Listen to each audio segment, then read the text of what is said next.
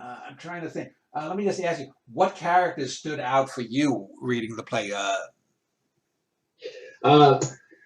the characters well, there was the younger Danny, Darla, and Eddie. I thought those were the best defined characters. Joe was an interesting character too. And then I did like Mitch's Maronia throughout most of the play.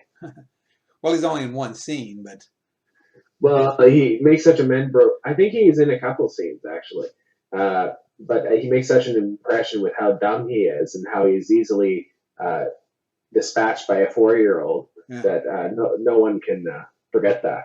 Well, he's not even dispatched because he doesn't even realize that he's been dispatched. You know,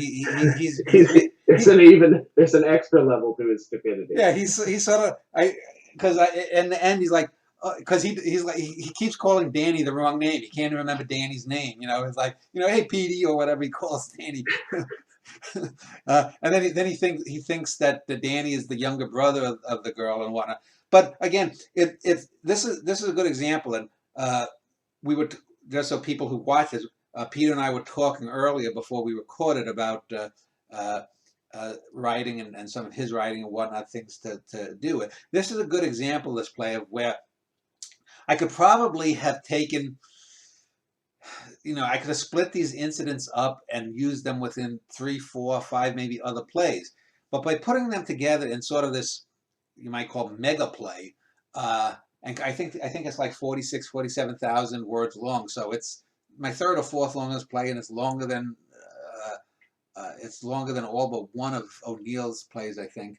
Um, but this is where you sometimes length can be too much, but sometimes by having these little moments that are not particularly deep or not particularly memorable alone, when you stack them up, if you put the building blocks together in the right way, you get a synergy that the whole thing is much more. And I think this is a good example. The whole thing is much more than you might think it was, because the thrust of the play is comic, but at the end, when you get back, when you start with the ways and the monologues and end with the ways and the monologues, it gives a sort of nice dramatic frame to hold the rest of the comedic stuff, which then makes the comedy seem even better and more poignant. Because while there are comedic moments, there are little bits of moments. Danny tells his Aunt Darla that he loves her, and you can tell that he really means it. But he's also working her to get an angle too. And Aunt Darla feels it and needs to know that to hear those words. But she also seems to know that Danny is a budding little con man, at least to her. And you can see little bits of Danny maybe a few years later with the two wacky sisters that play, and you can see how Danny could go. And so these are plays like this, or the one I just mentioned with the two wacky I sisters. will say I immensely prefer the plays where Danny is a minor character, and I'll just Yeah, explain why. yeah. I Uh, was going to say I, that too. Minor I, also as a I, child and because small when it role. is focused on Danny, there's I think it works as a dramatic device, but it's almost like he's rewriting his history, and everyone is praising him for his giant intellect and things like that. Stuff that probably didn't happen in reality because people are not that perceptive to intelligence. Yeah. But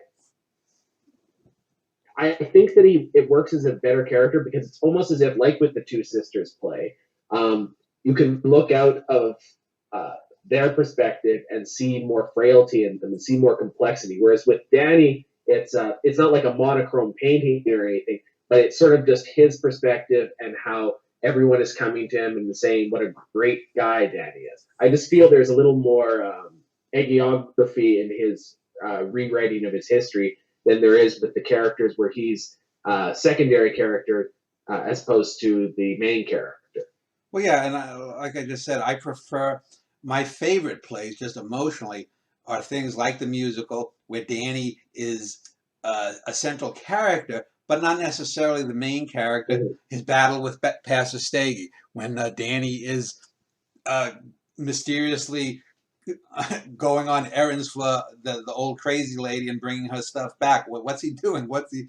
Uh, and so yeah, I prefer them too. But you know, some of them just, you know, obviously if I'm writing about girls that I knew, I can't. You know, Danny has to be more central. And it's not that I like. I mean, I enjoy writing. I don't mind writing about myself or my, versions of myself, but this isn't a Norwegian in the family. Where Manny Cole can be an important but still a background character. Um, uh, if you know the next two plays we're talking about, Danny has a bigger role because he's an adult there with you know, or at least a teenager in one play and then an adult in the other. Whereas here he's an adult looking back and encountering his younger version who has more screen time or more stage time than he does. But yeah, I do. I said that. Yeah, I like that more.